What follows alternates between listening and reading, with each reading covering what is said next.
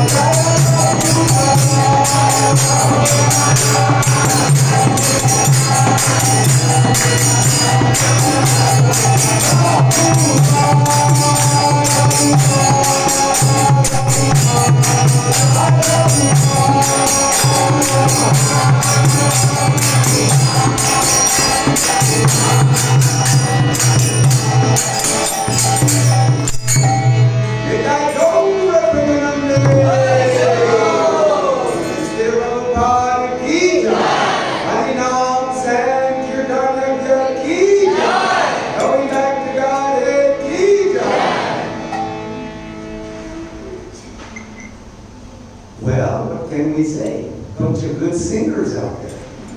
You know. Thank you all.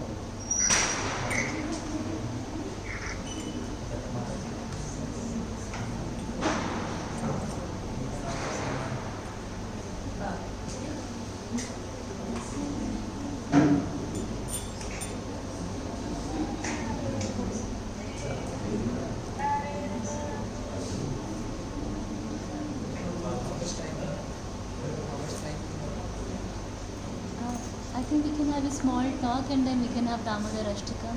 Okay. 15-20 minutes talk, then Damodar Ashtakam. Is it okay if I speak this in English? Yeah. Is it okay? Is it a problem? Because some people maybe just speak Hindi.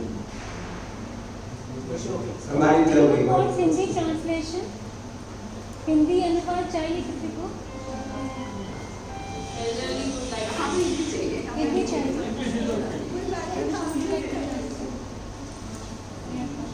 Mataji, what's the situation? There are a few who want Hindi translation.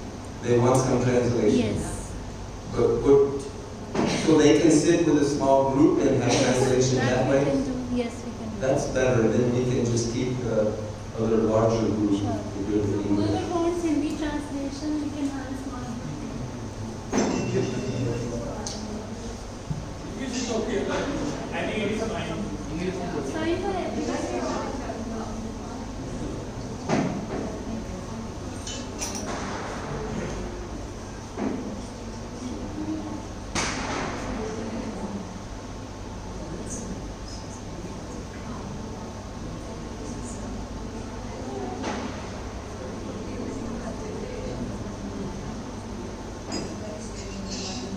Om Agnathivandasya Jnanam Jana Shalakaya Chakshur Mundiritam Jena Tasmai Shri Gurave Namaha. I was born in the darkest ignorance, and my spiritual master opened my eyes with the torch of knowledge. I offer my respectful obeisances unto him. So I want to share something that was written by Srila Prabhupada, by our Guru Maharaj. This photo is here. He is the person who we met in 1973. My wife and I both met this great personality. And so this is just one short, more or less paragraph about some important topics about ourselves and our connection with Krishna. So here Chaitanya Mahaprabhu says that he teaches that we are wandering throughout the universe from one body to another, one planet to another, due to ignorance.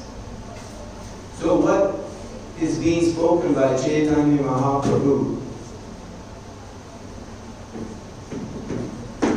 What is spoken by Chaitanya Mahaprabhu is that those people in this world, in this material world, who want to enjoy separate from God. They want to have their own place to live. They don't want to think of God. They don't feel anything in their heart. Why should I even believe that God exists?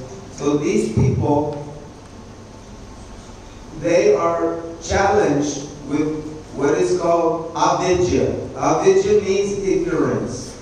They don't know their relationship with God. We all have a relationship with God, but some people don't know it and they don't even want to hear about it.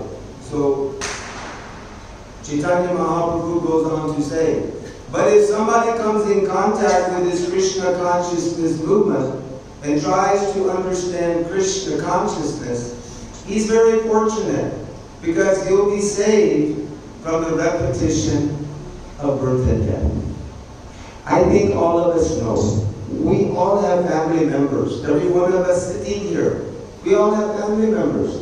It may be your uncle or auntie, it may be your mother and father, your grandmother, grandfather, cousin, brother, cousin, sister. Sometimes it's a big joint family. So we have these relationships, definitely. That is there. And we have some affection or our loved ones, our family members. But the reality of life is that we cannot stay together all in one big family group for 500 years or 1,000 years or 10,000 years. We can't even stay together as one family group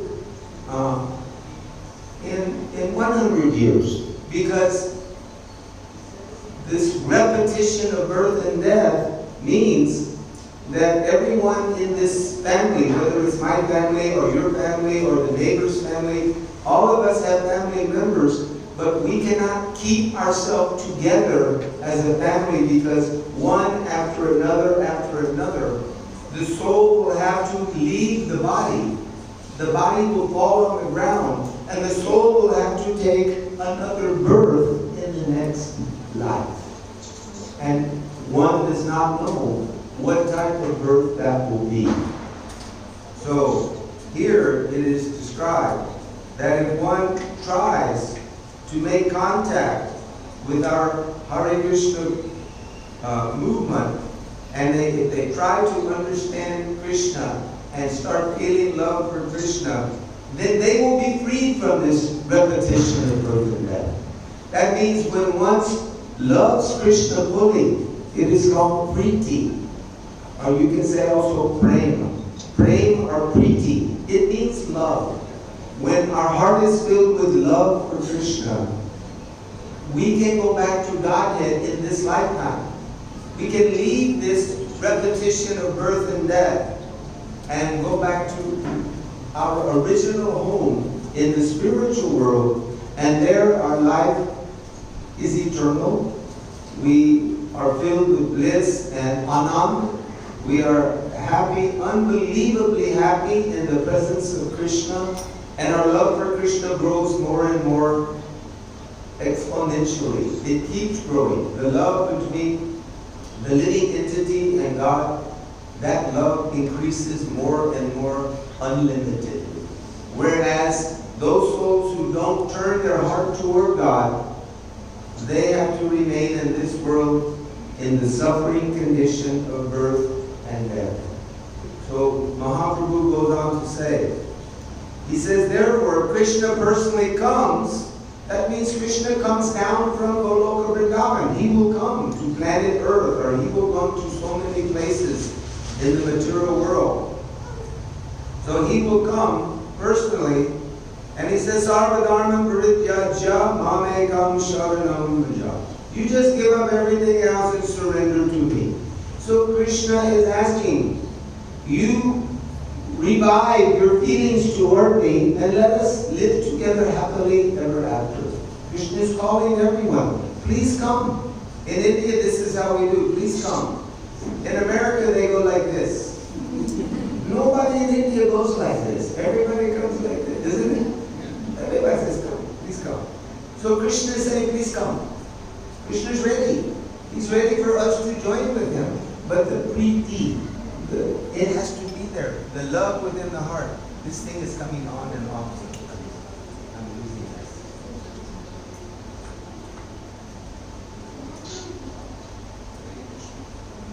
Prabhu, check that. Krishna is not making the proper sound. Proper sound now it is. It comes in and out, in and out. Okay. So here. Okay, so Krishna says, so you give up everything else and you just surrender to me. Krishna is telling me. Then he says, it is not Krishna's interest for you to surrender. If you don't surrender, Krishna doesn't lose anything. Do you understand? It says here, it is not in Krishna's interest for you to surrender. If you don't surrender, Krishna doesn't lose anything. Because Krishna is the original person. He is called as Adi Purusha. Lord Brahma used to say, Govindam Adi Purusham Tamaham Bhajami. So this is surrendering. It is upon us to surrender to Krishna. So he goes on to say, if you don't surrender, Krishna doesn't lose anything. He is omnipotent. Omnipotent means knows everything. I don't know everything. I only know some very little bit. Most of us in this room, none of us can say we know everything. We are omnipotent. Because we are not omnipotent. We know everything.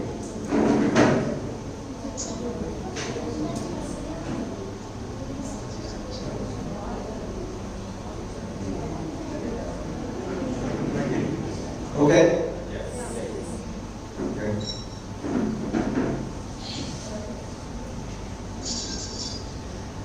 Okay. So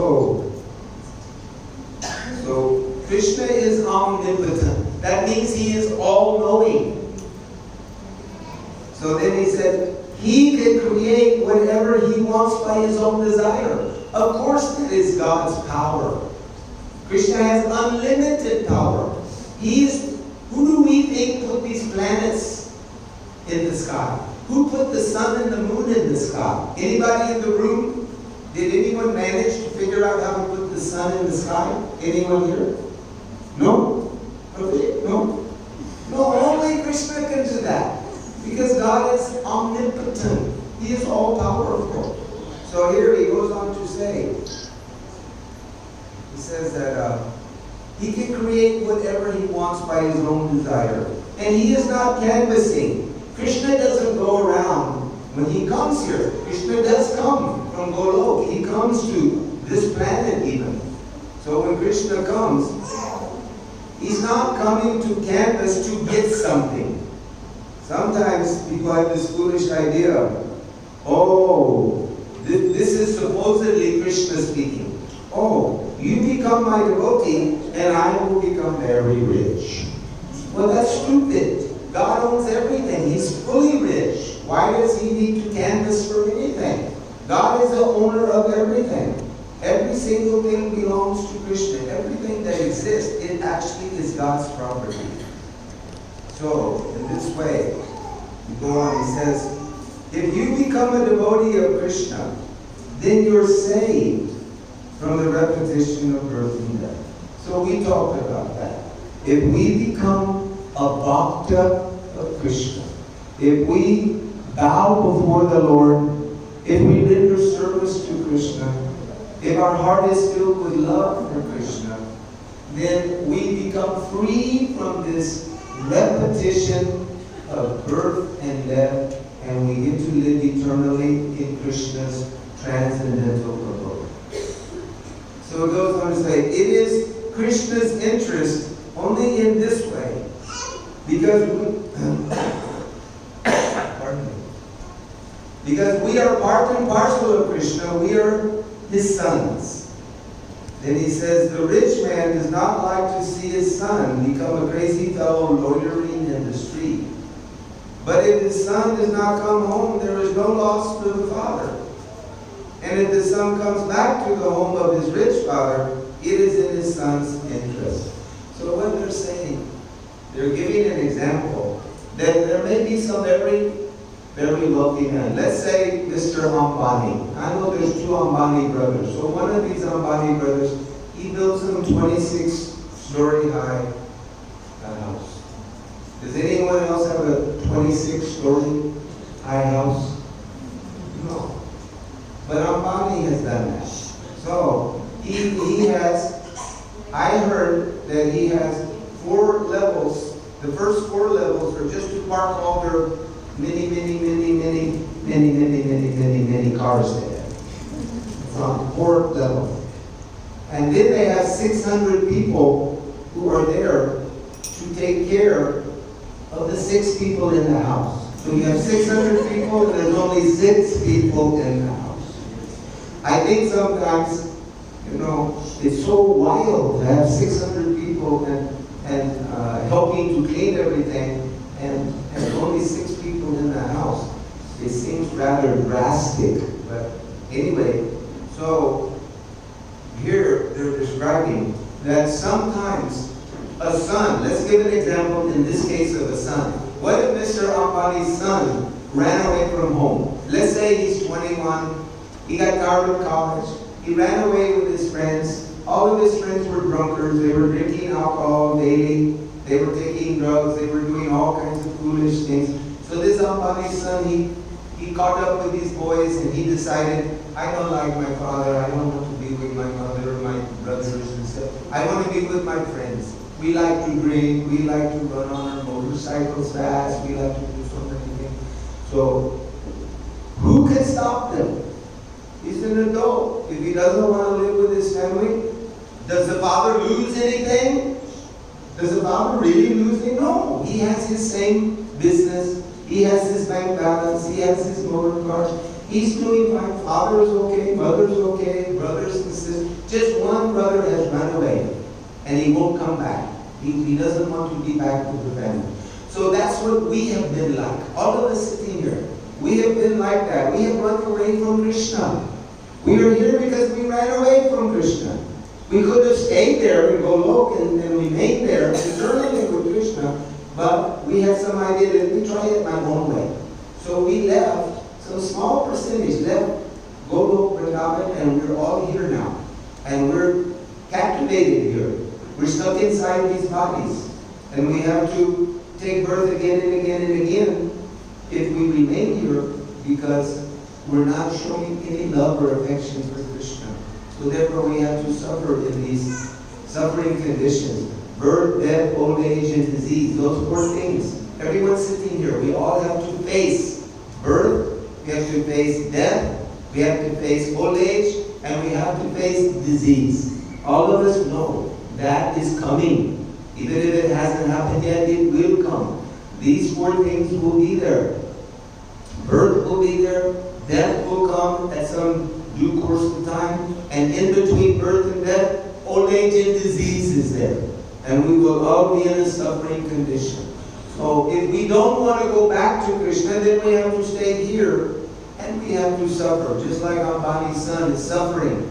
Because he's just drinking alcohol, one bottle after another. He's laying on the floor, out in some park somewhere, or out on a sidewalk somewhere, completely inebriated. And even if the father comes and tries to take him back, he